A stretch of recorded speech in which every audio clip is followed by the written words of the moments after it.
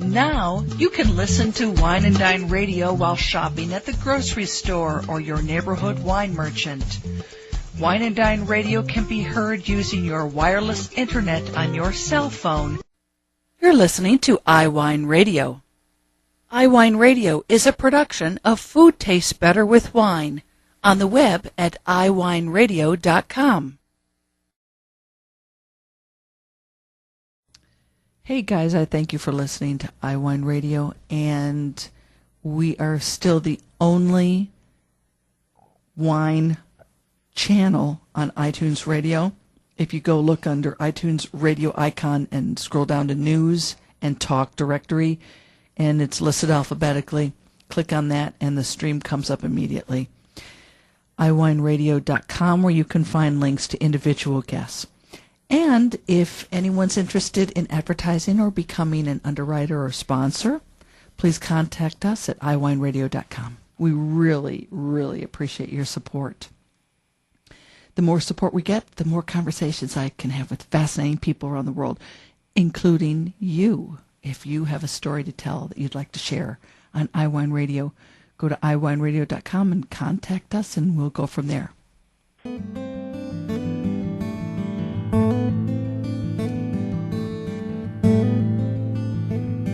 We have the pleasure of revisiting with Dave McIntyre, the weekly wine columnist for the Washington Post since October 2008. Dave is also the co-creator of Drink Local Wine online at drinklocalwine.com, and this year's conference, the 5th annual conference, is being held in Baltimore, Maryland, which I'm not sure how far away that is from where he lives, but he's joining us from a wine tasting. And so Dave, I have a couple questions for you. First of all, how does it feel to have passed the introductory level examination of the Court of Master Sommeliers? Oh, hi, Lynn. Thank you, and thank you for having me on. Actually, that was a great experience. I did it because I wanted to research the efforts of sommeliers here in the Washington area who are really trying to become master sommeliers and increase their professionalism. So I sat in on this 2-day course last year in August, and the introductory level is actually fairly easy if you're really into wine. Because they teach you a lot about wine regions of the world and what they call the deductive method of tasting. And I'm a Sherlock Holmes fan, so this was actually kind of fun. It's more like eliminating, as Sherlock Holmes said, if you eliminate the improbable, whatever's left must be the truth. Yes. So you say, well, it's not this, it's not that, so you begin to focus on what the wine might be. So that's kind of a little bit of a parlor game, but it's a lot of fun. And I must say, in the exercises in the class, I had a mixed record, though I will brag that I pegged the Mendoza Malbec on one sniff because I had actually, just by chance, had that very wine a week or two earlier, and I just remembered it. But what impressed me was how important passing even this first level was to a lot of the people I'd met. And these are people who maybe tend bar and restaurants or are working to become sommeliers, or they work in their parents' winery in Maryland or something like that. And it was refreshing to see that people in the service industry and the wine industry really take their professionalism so seriously. And my challenge this year is my wife wants me to take the second level, so we'll see about that. That is much more challenging because you actually have to do that tasting in front of master sommeliers and do well at it. As well as, I think, an actual service component. So my friends tell me I should be walking around the house with a tray full of glasses. Oh, yes. And have a very strong wrist as well doing that. So I suppose practice at home, that's a good idea. So, I'm going to be interviewing in about a month or so. There is the director of a movie that I think it's called Sommelier. A man in California put together a movie interviewing several sommeliers, and so I'm going to interview him and then a couple sommeliers as well. But it seems like in the United States, finally, there are more people that can wrap their brain around this possibility of earning a living as a sommelier. Exactly. And the sommeliers, I'm finding, are more and more receptive to local wines. Just to bring us back to the subject at hand, I guess. But a lot of the restaurants here in Washington, and even the restaurant that I'm at here in Bethesda outside Washington, has 2 shelves of local wines from Maryland and Virginia, which I was very happy to see when I came in. Wow. I am going to be talking to Rob DeFord of Bordy Vineyards after we talk, and I know that name that's an old name in Maryland, but I was so surprised talking to Brianna that there are now 60 wineries in the state of Maryland. Which is 5 times as many as we had just 12 years ago at the turn of the century. Wow. So Maryland wine industry is exploding. And it really kind of tracks the growth of the wine industry throughout the country. If you look at the number of wineries from 2000 to now, it's gone up dramatically, and most of that growth is outside the West Coast. Yes. So it's not California, it's not Washington, and it's not Oregon that is experiencing this growth. I mean, they are experiencing growth, but the most dramatic part is in places like Michigan or Virginia or Maryland, Pennsylvania, Texas, North Carolina.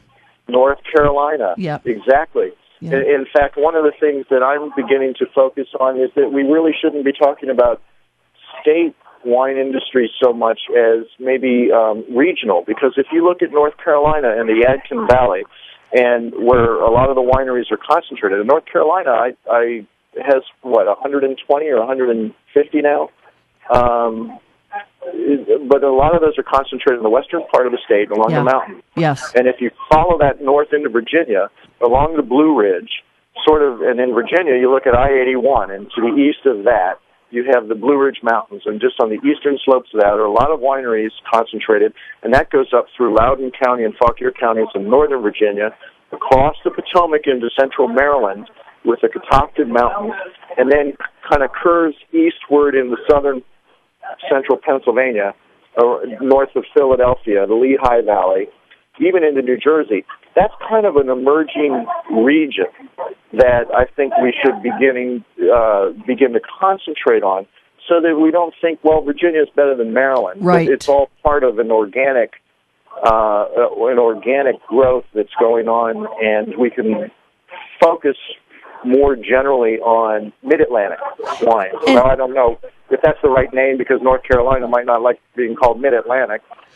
But we'll figure that out later. The way you describe it, there is a commonality of geography and climate. Of geology and climate. Well, I would go with geography and climate first, because I need to delve a little bit deeper into the geology. So obviously, the geology is going to differ from site to site. In Virginia, we have some wonderful vineyards now that are being planted on granite and a few on limestone, and some on slate. So there will be differences of that. Okay. And the other sideline of that would be, at least in Virginia and Maryland, you have another grouping of wineries along the Chesapeake Bay. Oh, yes, and they have a more maritime climate. So the whole influence might be kind of maritime, because you're along the east coast, but you have lower elevation, obviously, around the bay, and sandier soils, and more of a maritime influence, which might help with the humidity. And so that sort of grouping joins the first one north of Baltimore, and I think that's what really should become a wider wine region. We think of this Piedmont arc and the Chesapeake Bay. Okay. Wow. And so, Dave, when are you going to write a book about this? Well, I don't know. I would love to. You don't have time, probably. That's a matter of time. A matter of time. First things first, and that is to do the Drink Local Wine Conference on April 13th in Baltimore. Yes. I hope your listeners can come. We have the usual. I don't want to say the usual agenda. We've done similar agendas for the past 5 years, and we have some panels in the morning. Rob DeFord will be on one to talk about Maryland and what's growing well where. Okay. We have one on the locavore, locapore idea. The idea that if you're going to eat local, why not drink local? Exactly. and then a panel on Maryland's New Guard. So we have some of the younger, well, maybe, or at least some of the newer wineries represented that are trying to push the envelope of quality in Maryland. And then we have a luncheon for people who want to participate in that with some more wines. And the big highlight will be at Camden Yards, which is the Baltimore Orioles stadium. They have an event facility there, and we're going to have our Twitter taste-off there. And this is something we've done each year. When we first did it in Texas, I think we were one of the very first Twitter tastings. Maybe even the first. I don't know what the history of that will be when somebody writes a social media history of wine. But what it is we have 25 or so Maryland wineries, each pouring 2 wines, and the public can come in and taste and tweet. People have their phones. We have stations there where they can plug in their laptops, go back, write their tasting notes, tweet it. We have a big screen where all the tweets are shown. And last year we did this in Colorado, in Denver, and people were chiming in from around the world saying, gee, I wish I was there. The wine sounds great. So it's a lot of fun, and it's great exposure for local wine. Dave McIntyre, thank you so much. Lynn, thank you. I hope you can join us in Baltimore. No, and your listeners, please go to drinklocalwine.com for registration information. Thank you. I'll make sure and include that in the segment. Local. Hey, listen, people, you're listening. If you're learning about this on iWineRadio, do me a favor. It would be really sweet if you did this. When you tweet this, if you're going to be participating in the grand Twitter taste-off at the warehouse at Camden Yards, could you please say, hey, thanks, iWineRadio. I heard about this Twitter taste-off on iWineRadio. That would be so cool if you did that. I'd appreciate it immensely. Thank you. Now you can listen to Wine and Dine Radio while shopping at the grocery store or your neighborhood wine merchant. Wine and Dine Radio can be heard using your wireless internet on your cell phone. You're listening to iWineRadio. iWineRadio is a production of Food Tastes Better with Wine on the web at iWineRadio.com. Hey guys, I thank you for listening to iWineRadio, and we are still the only wine channel on iTunes Radio.